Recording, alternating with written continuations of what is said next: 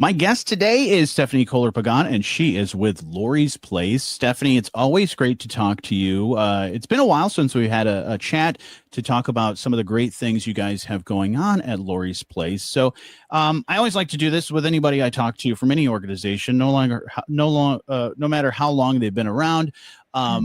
So, Stephanie, tell us a little bit more about Lory's Place and what you guys do every day. Sure. First of all, Johnny, thank you for the opportunity. I love talking about Lory's Place. It is my passion, and I love the mission of Lory's Place. I've been here now for almost 19 years, so I really believe in what we're doing. And what we're doing is supporting our grieving community. So we support individuals in 4 counties at our center and in community outreach groups, mostly schools. So if someone has had somebody in their life die, we're going to be here to walk alongside them. And so we do that in a lot of different ways, mainly through our peer support programs. So we have multiple programs in-house here, and we work with kids as little as 3. And we have people that come in their 90s. It's never too late to grieve, to actively mourn. It doesn't matter how long ago that person died. They are welcome to receive services with us. Yeah, and as you mentioned, the amazing things you guys do and the growth that you've had over the years as well. But even before Lory's Place existed, was there anything as unique and as wonderful as Lory's Place? Not in our area. Yeah. Douggie Center is located in Portland, Oregon, and that's the Pioneer Grief Center, which we are modeled after. Okay. But right where we are, there isn't. Now, many others have popped up. We have probably 10 or so in Michigan that are somewhat similar. But to be in this small community, have this freestanding, we have a beautiful building, a beautiful space. That's really unusual across the country. A lot of centers set up and break down, for example, in basements of churches. So to have this space that we invite anybody to come and take a look at, whether you're grieving or not, just to know that we have this gem in our community. Yeah, it's something that I'm sure a lot of people get a chance to explore during the Run, Walk, and Rock that you've done for a number of years, and I've had a chance to be a part of that. And yeah, it is just a unique place and a really great place to come. And I know, like you said, some people are coming in their worst times and worst moments in their life, but having that place to come to and the people to come to. I know you've been there 19 years, but I'm sure many others have been a part of it for almost as long as it's been around, which is also great. Absolutely. We have volunteers and staff that have been here for many, many years. Some from the very beginning, those that came together at the beginning with our original director and founder, Lisa Bartosik, who believed that this was even a possibility and gave their time, talent, and treasure to make it happen. Many of those same people are still involved today. We are a very small staff, though. There's only 6 of us, and we drive a whole lot of work. So those volunteers are critical.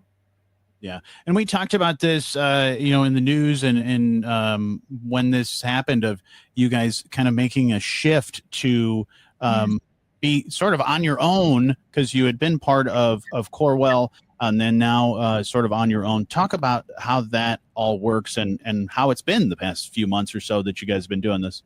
Absolutely.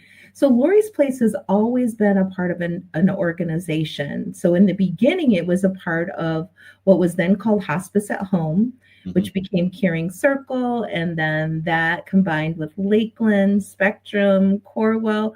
So we continue to grow within that health system. And because of the generosity of our community with the support 100% of Corewell Health, it was just the right time to say, hey, let's go out on our own now. We have, the support of our community, the support of this large, wonderful health system. Let's make it happen. So in conjunction with all of those individuals, we have now been a separate individual 501c3 nonprofit since October 1st. And so we're just finishing our first month, and it's going very, very well. People have been incredibly generous and patient with us as we make this transition. Yeah, it's been really sight to see. Every time I go to the Run, Walk, and Rock, to see the amazing people that come out to support Lory's Place, and having that support from the community is what drives and what keeps the doors open and the programs and all the things you guys do happening. That's one fundraiser, but we want to talk about another great thing that you guys have coming up, and that is Reflections New Beginnings, that's happening on Friday, November 21st. Is this the first time you guys have done this event? No, Reflections has been around for a very long time. Since Lory's Place and even before opened their doors, we've always had kind of that fancy dinner auction event. And we started calling it Reflections quite a few years back. But we had it at Union and Social last year. People loved it so much. We actually had valet parking, which we'll have again this year. But it's just a fun night. Maybe put on your fancy pants. Okay. And come have a nice dinner, some cocktails if you'd like, past hors d'oeuvres. And then we have a silent and live auction. We're also unique this year. We're going to have a wish tree. So if you're familiar with nonprofits, there's always needs. There's always things that we need because we provide our services at no charge. So the wish tree has all the different things that we might need to operate, from programming supplies, therapeutic supplies, building supplies, things like that. We're leaning in on that holiday theme because it is just a week before Thanksgiving. So it kind of made sense. Yeah, no, this is a wonderful event, and I'm excited to have a ton of people come out to this. And so, as you mentioned, I do need to go pick up my fancy pants. So if I bring those, really fancy, yeah. Yeah. And so, what else is going to be happening during this event? People are going to be able to connect with our mission. So for a lot of people, it's not new, but as we had spoken about, Johnny, before we hopped on the air, that if you don't need it, you often don't know about it. Yeah. And so we need as many people as possible to attend, to learn more about what we're doing at Lory's Place, so that even if you're not the person that needs it, you know how to advocate. There are so many wonderful organizations and services right here where we live, but often we don't know how to connect with them. So I think as a community, to learn more about the program services of Lory's Place will help many others who find themselves in that place of hurting deeply and wanting to heal and not quite sure how to make that happen. And I think it's a great opportunity as well for you to meet the people behind all of that great work, and the volunteers and all those folks that make Lory's Place what it is. So excited about it. I'm sure this is something that even though Union and Social is a pretty large venue, you want people to get tickets ahead of time for this, right? Yes, please do so, just so we make sure that we have a seat for everyone. And you can do so by hopping on our website. We have a beautiful new website that Holt Bossy created for us at lorysplace.org. That's LORYSPLACE.org.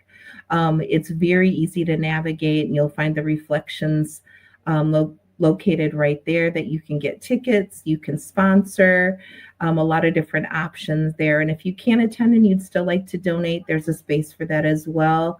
You're welcome to give us a call at 269-983-2707, or you know what, stop in.